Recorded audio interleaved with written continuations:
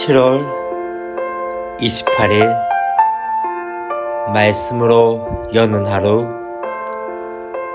오늘 본문은 이사야 13장 1절부터 22절까지 말씀입니다. 사랑하고 축복합니다. 7월 28일 말씀 묵상을 나누고자 합니다. 월요일 어떻게 잘 보내셨습니까? 저는 주일을 보내고 또 월요일 같은 경우에는 좀 어떤 다른 일을 하기보다는 조금 휴식을 취하고 또 그 가운데서 체력을 다시 한번 좀 회복하는 그런 시간들을 많이 갖습니다.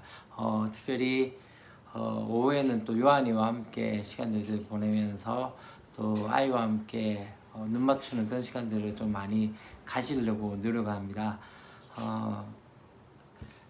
오늘 이제 또 같이 볼 말씀을 묵상하면서 그런 생각이 좀 들었습니다.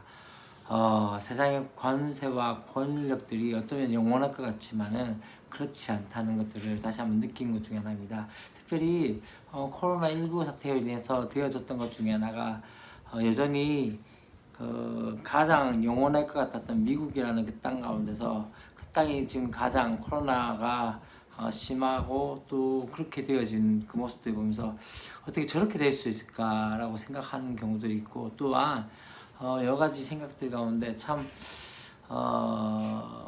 저희가 생각할 때, 다시 말하면 제가 10대 20대 때의 미국이나 지금의 미국이나 그 상황들을 보면서 참 다르다는 느낌들을 받을 때가 많이 있는 것 같습니다. 그러면서 이게 세상 권력이구나 라는 생각들이 들어지는 경우들이 있는 것 같습니다. 어쩌면 그것이 바로 오늘 말씀과 동일하지 않나 하는 생각이 들었습니다. 오늘 특별히 이사야 13장 1절부터 22절까지 말씀은 바벨론에 대한 이야기를 하게 되었습니다. 12장까지는 어쩌면 이스라엘이나 유다에 대한 심판에 주로 거기에 초점을 두었다면 13장부터는 선포의 대상이 유다와 예루살렘에서 다른 민족들로 바뀌기 시작합니다. 그러면서 그 가운데서 이제 하나님은 어떻게 세상을 통치하고 계신지에 대해서 보게 되어지죠. 특별히 이제 오늘 보는 말씀은 바로 그렇게입니다. 아모스의 아들 이사야가 바벨론에 대하여 받은 경고라 하면서 바벨론에 대한 심판에 대해서 말씀을 하시죠. 오늘 첫 번째 예수님께서 첫 번째 하나님께서 지금 어떤 일을 하십니까? 바로 바벨론을 심판할 군대를 소집하신 것이죠. 지금 이 바벨론은 작은 도시에 불과하지만 곧 세계를 제패할 제국으로, 또한 유다를 비롯한 열국을 정벌할 것으로 그렇게 되어집니다.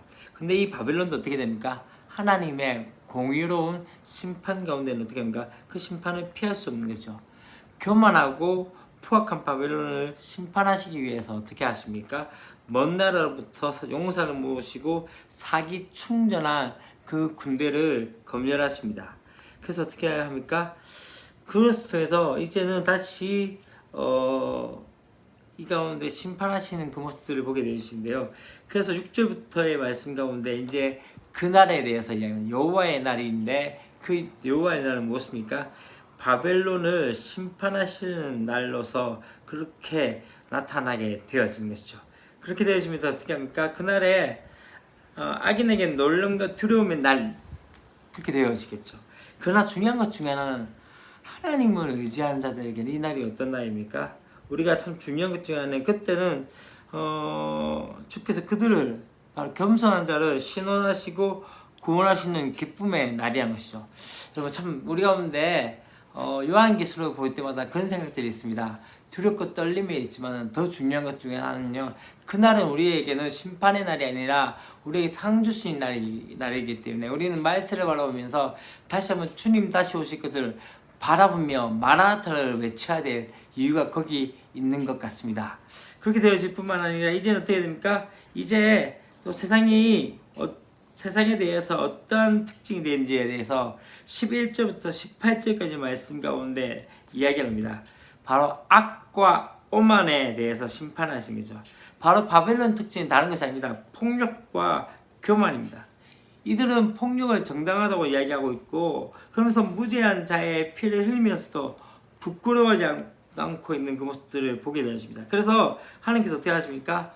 이 악행에 대해서 어떻게 심판하시기 위하여 그들보다 더 강한 메대를 어떻게 합니까? 부르셔서 그들이 열방을 짓밟은 대로 그대로 짓밟힘을 당하게 하시는 것이죠. 다시 말하면 그가 했던 그 행동 그대로 또 당하게 되어진 것을 보였습니다. 힘을 숭배하면서 정의와 공평을 저버린 사회 가운데 하나님께서 어떻게 하십니까? 그들이 숭배했던 그 힘으로서 당하게 만드신다는 거죠. 여러분, 이게 참 중요한 것입니다. 우리가 왜 선으로서 행하여야 되며 또한 악을 선으로 이기라는 이유가 무엇입니까? 그것이 바로 우리 가운데 되어질 결과이기 때문입니다. 우리가 악으로 다시 한번 갚게 되어질 때는 또다시 악으로 우리는 당하게 되어질 것이죠. 그러나 악을 선으로 갚아지게 될 때는 하나님께서 우리 가운데 선하신 뜻으로 나타나게 되어질 것을 보게 되었습니다. 이제 19절부터 22절까지 말씀 가운데 이제는 어떻게 찬란한 문화를 자랑하던 이 바벨론이 이제 무엇과 무엇처럼 소돔과 고모라처럼 어떻게 소멸될 것에 대해서 말씀합니다. 이들의 영광은 100년이 되지 않았습니다. 하늘을 닿으려고 했던, 다시 말하면 하늘을 그렇게 닿으려고 하면서 자신의 이름을 내고자 했던 그 바벨탑도, 또한 어쩌면 높은 성벽과 성문을 자랑했던 이 바벨론 제국도 모두 역사에서 사라졌습니다. 힘과 권력, 때때로 우리 가운데 그렇게 영광이라고 이야기했던 모든 것들이 이제는 어떻게 됩니까? 덧없이 사라지게 되어지는 것이죠. 마찬가지인 것 같습니다. 세상의 영광과 세상의 부귀와 권세는 영원하지 않습니다. 그러나 하나님 나라는 영원하다는 것을 기억하셔야 합니다. 그렇기 때문에 우리가 다시 보아야 할 것은 무엇입니까? 하나님 나라를 바라보며 그 나라와 그 의를 구해야 하지 않을까요? 그게 바로 하나님의 사람들이죠. 하나님의 사람답게 살아가는, 그래서 오늘도 말씀대로 살아갈 수 있는 저와 여러분이 되었으면 좋겠습니다. 기도하겠습니다. 하나님 아버지, 바벨론의 심판에 대해서 예언하신 이 말씀을 보면서 어쩌면은 그렇게 영원할 것 같은 그 바벨론의 영광 또한 사라지고 또한 무너질 수밖에 없는 것이 바로 이 땅에 잊힌 것을 깨닫게 해주시옵소서. 좀 그렇지만 하나님 나라와 의는 영원하다는 것을 깨닫게 하시사 하나님 다시 한번 주의 나라와 의를 구할 수 있는 우리들이 될 수 있도록 도우시고 함께하여 주시옵소서. 주 예수 그리스도의 이름으로 기도합니다. 아멘.